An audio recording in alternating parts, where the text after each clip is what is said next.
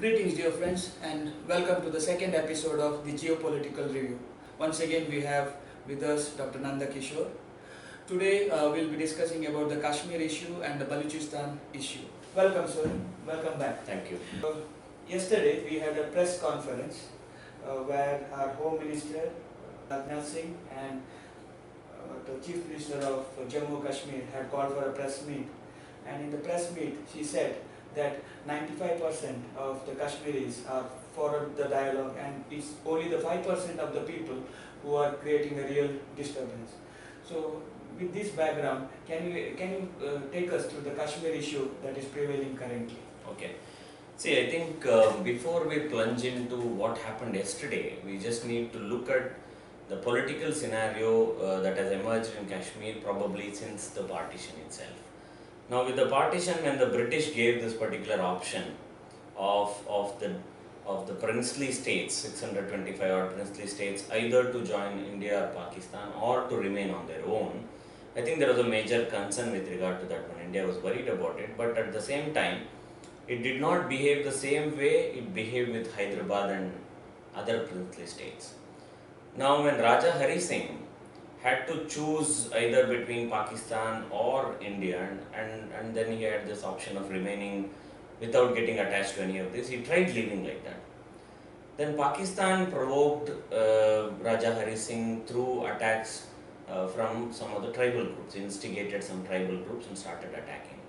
At that particular point of time, Raja Hari Singh requested Indian government saying that he requires help to come out of this particular situation. Now, as such, India said, we are fine, we are okay to help you, but you have to decide to be part of the Indian Union. That means they had to sign the instrument of accession. Now, for the simple reason, it sounds weird for us at this particular point of time, or the Pakistanis always put up saying that this happened through coercion. It has nothing to do with coercion. You go to a bank and you ask for a loan. Naturally, they'll ask you to attach something, either your personal property or your agriculture property or home or whatever that is, as a surety. As saying that one, that if something goes wrong, I'm there to do this one. So it's a simple way. India also said that if I have to help you, then you sign the instrument of accession. Otherwise, there is no such coercion as such. You don't want to take our help, we will not meddle with it. We will not trouble you at least. Whereas in case of Pakistan, you have to join Pakistan, otherwise we will continue to trouble. So there are two different scenarios that arrived at. So for Hari Singh, probably coming with India was a much better option rather than going with Pakistan or trying to remain neutral.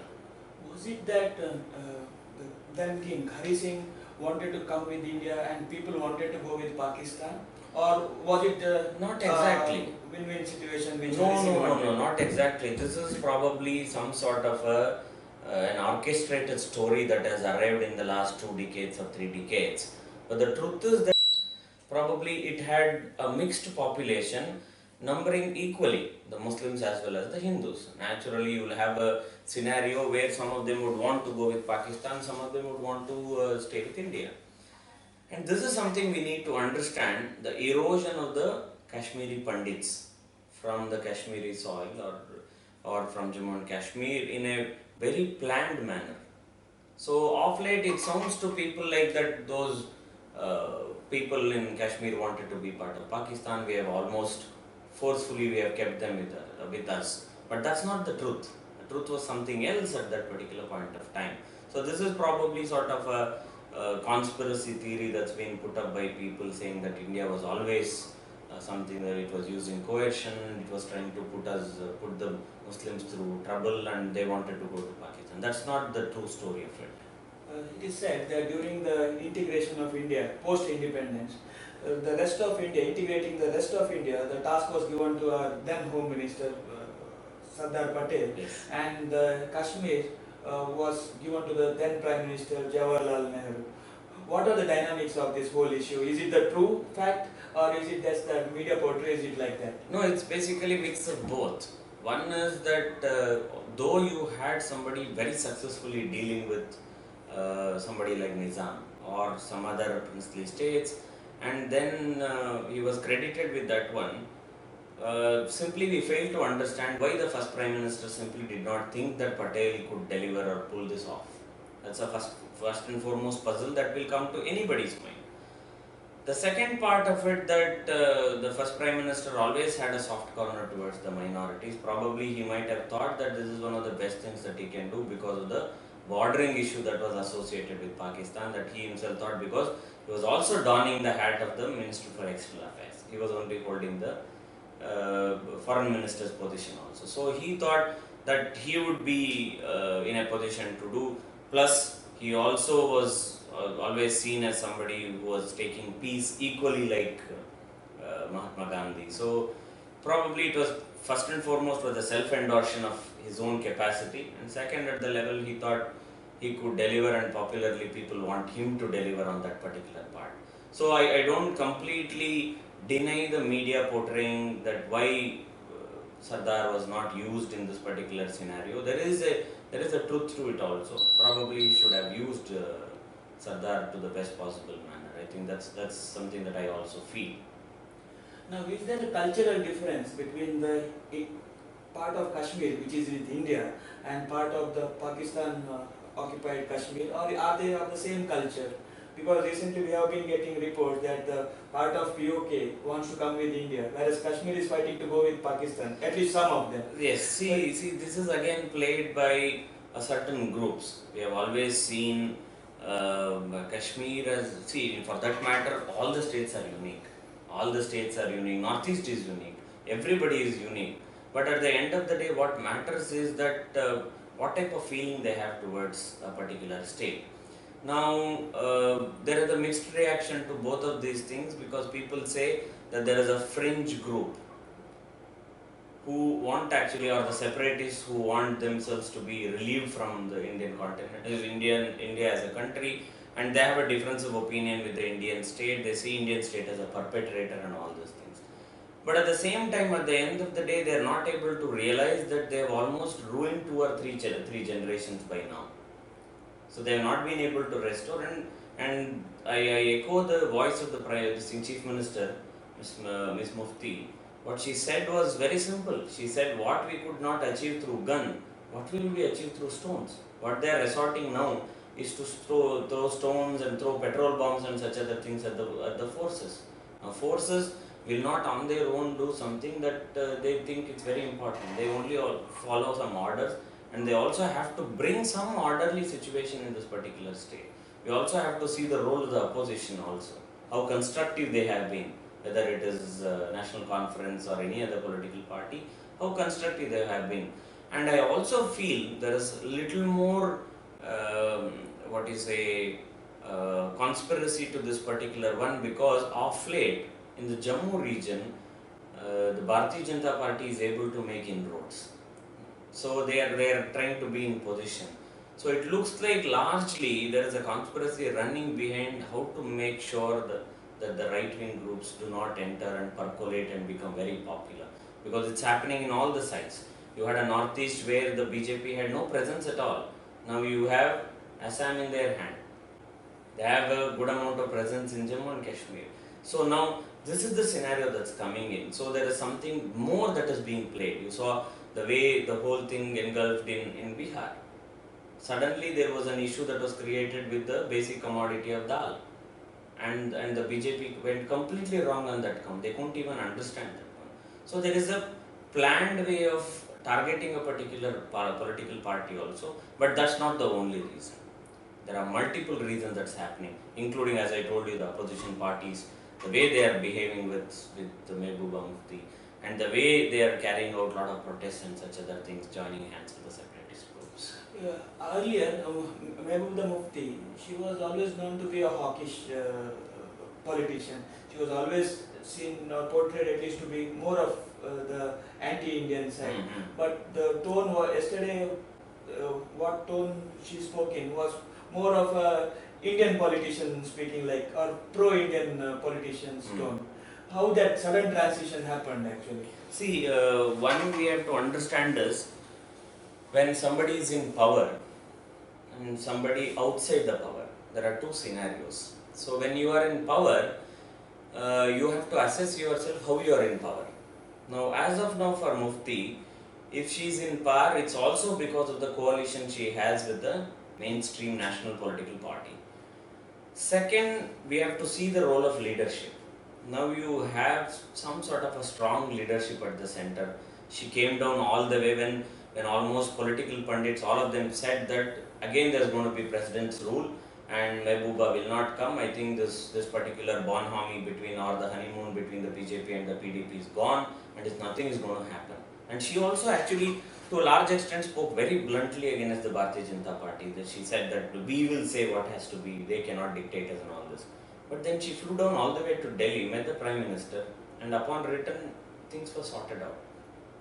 So I partially credit this to the real politic that we talk in life, that what you take sometimes as an idealism and then you start talking when you are in the opposition, when you are on your own, but when you have to be in a coalition, then you have to carry forward your political ambitions against your opposition. You also have to amend some of your behavior. That's the first part. Second, we have to credit the political leadership probably at the center, that they are able to give her confidence that what you are doing, we are with you. Now what we want you to do is also partially restore, and don't speak like a separatist. You are the Chief Minister of a state, don't speak like a separatist, probably try uniting the people and let's do something together to Jammu and Kashmir, what has not been done so far. Let's not fall into the trap of rhetorics, but let's do some deliverables. Probably that's the message I see from her change, drastic change that is there. Probably she need not get struck to that idealism which was built around her, an aura that was built around her. Probably now she has become more real politic. I think that's what is expected and that's what is anticipated also in politics. And this was not a rude shocker or anything. I think she made it through a transition. She gave enough time for people to realize that this was on card. We had our Independence Day speech by our Prime Minister on August 15, and he spoke about the human rights violations in Balochistan and Pakistan occupied Kashmir.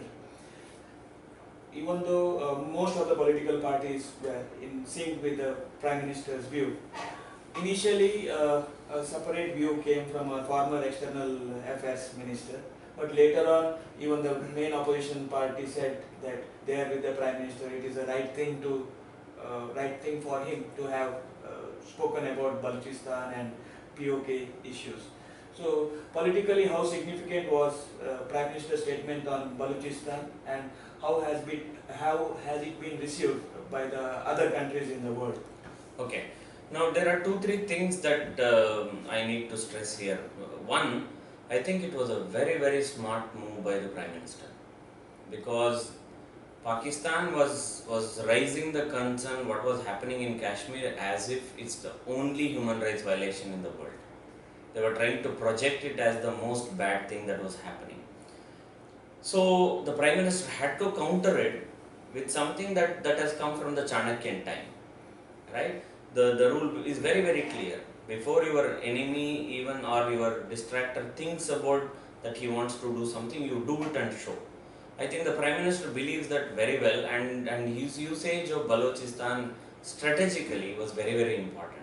Now he knows, or lot of Indians are aware, who are aware of the geopolitical scenarios and such, or geostrategic issues.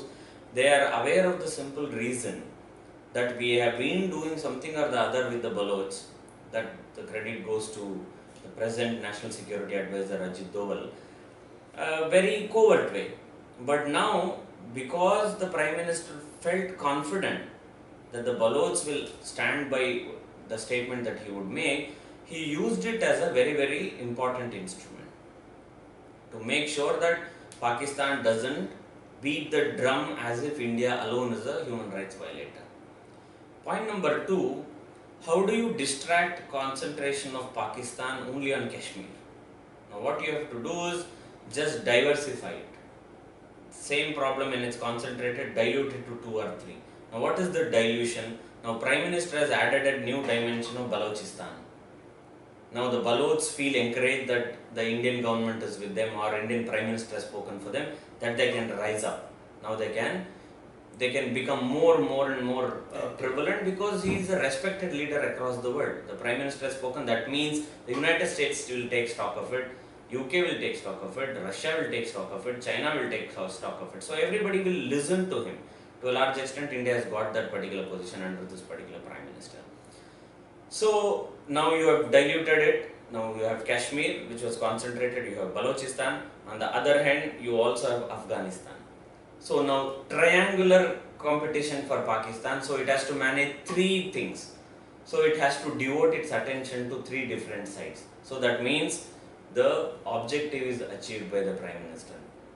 So where Pakistan's sole objective is to trouble India and use terrorism as an instrument of foreign policy, that's been diluted. That's the second success part of the story. Third, I think the media took this particular statement of the Prime Minister to a different level. Almost they spoke like we are going to do something that's sort of a East Pakistan program. What we did with regard to the liberation of Bangladesh. And we are going to operate, one day we are going to liberate and all those things.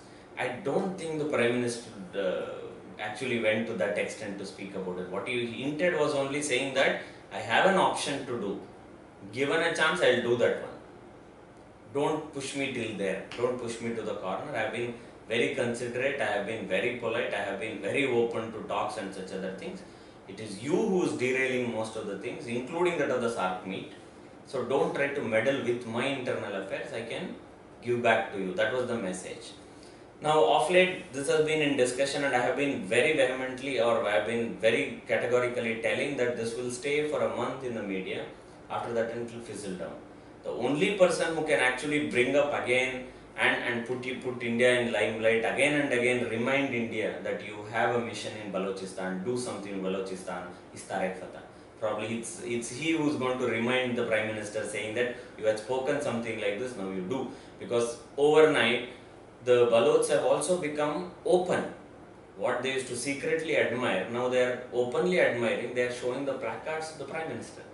They are telling that we thank him. Now, what is the repercussion of it? We have the Kurds asking in Iraq and other places, saying that we will request. They have already requested the Indian Prime Minister to talk about them also, and probably supply some weapons. This is, see, the beautiful geopolitical scenario. Though the Prime Minister never intended to, or he might have not thought about freeing Balochistan, but the statement that he made has fueled different type of debates across the country. I think it's a very smart move in the game of chess. I think this was one of the sort of choke points that we can understand, or a checkmate that was pushed by the Prime Minister. I think he is the only Prime Minister of India who, without a portfolio of external affairs with him, is doing lots in that. Absolutely, absolutely. That's what I tell people also, that if you look at the BJP's manifesto for 2014, only a page and a half was dedicated on foreign policy. But look at the way they have turned the table around. Now, foreign policy has taken the chunk. Others have come in the backdrop. So priorities change, and priorities change according to time and geopolitical constraints as well as opportunities. So the Prime Minister is exploring both. On the one hand, he knows the geopolitical constraints and he is acting within the framework.